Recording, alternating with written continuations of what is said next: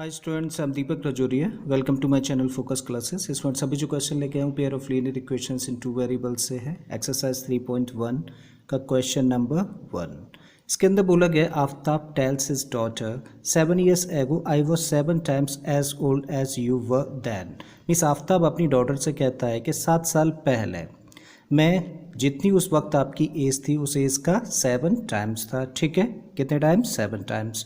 फिर बोला है आल्सो 3 years फ्रॉम नाउ, और अब से 3 साल के बाद में I shall be 3 times as old as you will be. तो 3 साल के बाद में जो आपकी एज होगी उस एज का मैं कितने टाइम्स होऊंगा? 3 times होऊंगा।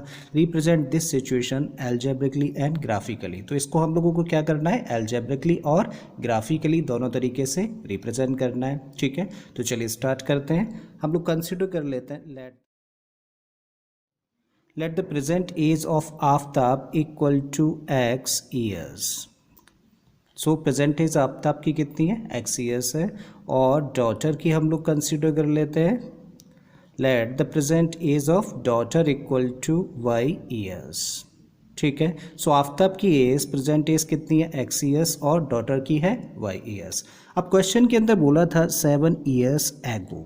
सो अब हम लोग बात करें 7 years ago, राइट। अब अगर आफ्ताब की एज आज की डेट में x ईयर्स है तो 7 years ago क्या होगी? 7 साल कम होगी ना। इसका मतलब तब आफ्ताब की एज 7 साल पहले क्या होगी? Aftab's age equal to x minus 7। ठीक है, वहीं डॉटर की एज कितनी होगी? इसकी भी 7 साल कम ही होगी। ठीक है, तो 7 साल पहले y माइनस 7 ईयर्स। ठीक है, ओके।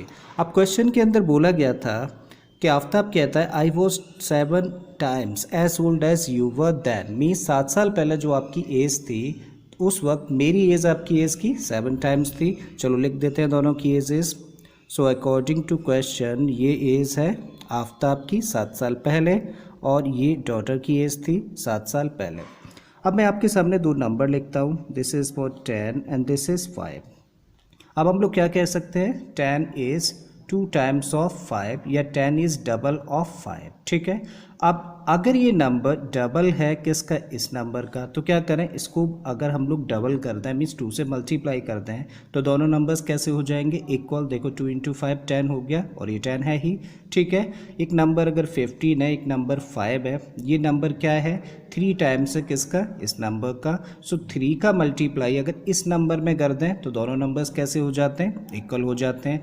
यही कॉन्सेप्ट हम लोग यहाँ पे यूज़ कर सकते हैं। आफ्ताब की एज x माइनस 7 ईयर्स थी 7 years ago, राइट, और डॉटर की एज थी y माइनस 7। तब अकॉर्डिंग टू क्वेश्चन ये एज क्या थी? इस एज का 7 times है। ये एज इस एज का 7 times है। तो 7 का मल्टीप्लाई किस में करें? इसमें कर दें। Use like this concept. ठीक है, सो 7 का मल्टीप्लाई अगर हम लोग यहाँ कर देंगे तो दोनों की एजेस कैसी हो जाएंगी? इक्वल। जरा सिंप्लीफाई करते हैं। सो x माइनस 7 इक्वल टू 7 का मल्टीप्लाई किया तो 7y माइनस 49। ठीक है, अब वेरिएबल इधर, कांस्टेंट इधर। ठीक है, so x minus 7y and this equal to ये कितना है इधर? माइनस का 49। इसको ट्रांसपोज करेंगे तो प्लस में जाएगा 7। So x minus 7y equal to minus का 42। इसको इक्वेशन नंबर 1 कंसिडर कर सकते हैं। सो हम लोगों ने फर्स्ट सिचुएशन को रिप्रेजेंट कर दिया है। अभी सेकंड केस क्वेश्चन के अंदर क्या बोला था?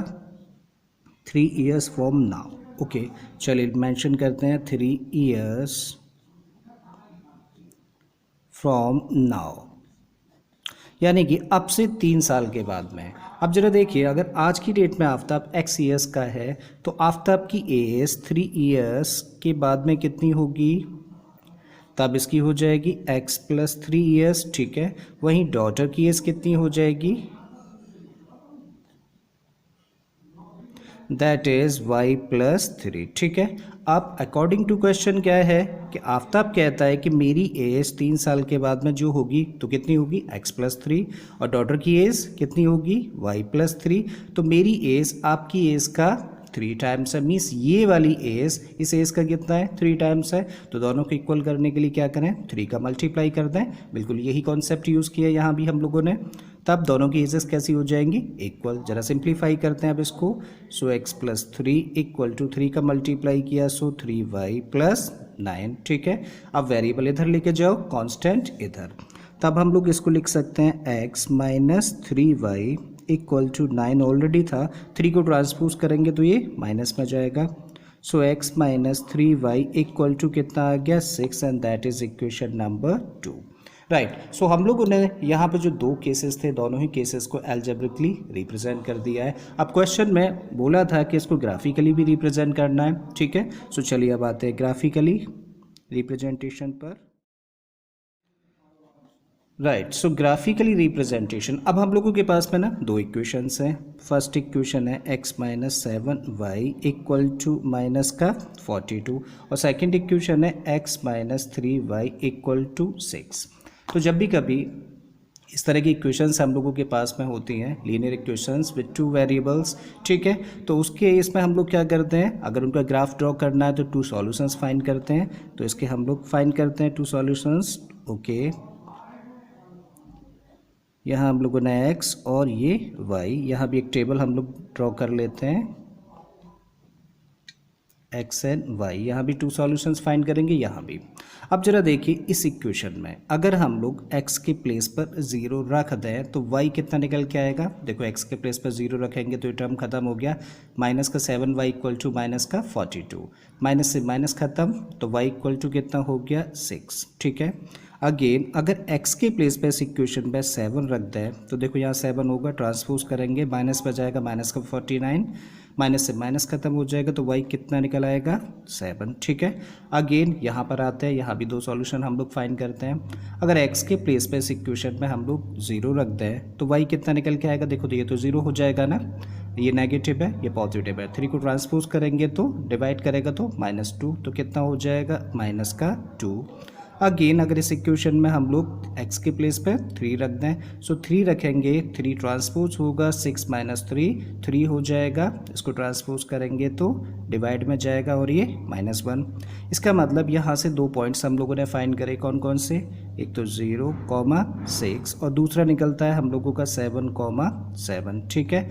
यहाँ पे हम लोगों को जो दो सॉल्यूशंस मिले हैं वो क्या है, 0,-2 और 3,-1। अब हम लोगों के पास ग्राफ पेपर है, ये हम लोगों का x एक्सिस, ये y एक्सिस है, ठीक है। अब कौन सा पॉइंट प्लॉट करना है, हम लोग पहले इस इक्वेशन के लिए ग्राफ ड्रॉ कर रहे हैं। सो इसके लिए पॉइंट्स क्या हैं, 0,6 and 7,7। So 0,6 means 0 on x axis and 6 on y axis positive side. So 0 on x axis and y axis पर पॉजिटिव साइड में यही होगा 0,6। ओके, मेंशन कर दिया, राइट। दूसरा पॉइंट क्या है, 7,7 मीन्स x एक्सिस पर पॉजिटिव साइड में 7 और y एक्सिस पर पॉजिटिव साइड में 7। सो 7,7 कहाँ पे होगा, ये पॉइंट 7,7, ठीक है। अब जस्ट क्या करें, इन दोनों को ज्वाइन कर दें तो स्ट्रेट लाइन फॉर्म हो जाएगी, वही क्या होगा, ग्राफ होगा इस इक्वेशन का।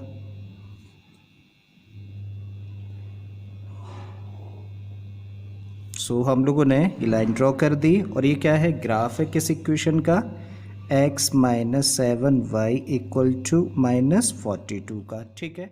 अब हम लोग सेकंड इक्वेशन जो दे रखी है उसके लिए पॉइंट्स प्लॉट करते हैं और ग्राफ ड्रॉ करते हैं इसका भी। तो फर्स्ट पॉइंट क्या है, 0,-2 मीन्स x एक्सिस पर 0 और y एक्सिस पर नेगेटिव साइड में 2, यानी कि 0,-2, देखो यही होगा ना, 0,-2 हम लोगों ने प्लॉट किया। सेकंड पॉइंट क्या है, 3,-1 मीन्स x एक्सिस की पॉजिटिव साइड में 3 और y एक्सिस की नेगेटिव साइड में कितना चल रहा है, 1 पॉइंट, ठीक है। तो ये होगा हम लोगों का 3,-1, ठीक है। जस्ट दोनों को क्या कर रहे हैं, ज्वाइन कर दें और लाइन को प्रोड्यूस कर दें,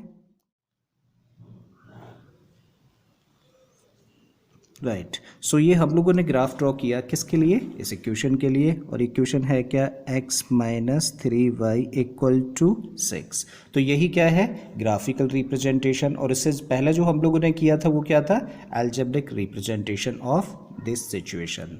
आई होप स्टूडेंट्स क्वेश्चन आपको समझ आ गया होगा। अगर ऐसा है तो प्लीज़ वीडियो को लाइक कर दें, चैनल को सब्सक्राइब कर लें और बाकी के क्वेश्चंस के लिए आप मेरी प्लेलिस्ट में चले जाइए। इस तरह के बहुत सारे क्वेश्चंस मैंने ऑलरेडी अपलोड किए हैं। फिर से आता हूँ एक नए क्वेश्चन, एक नए कॉन्सेप्ट के साथ में। Till then keep learning and thank you for watching this video.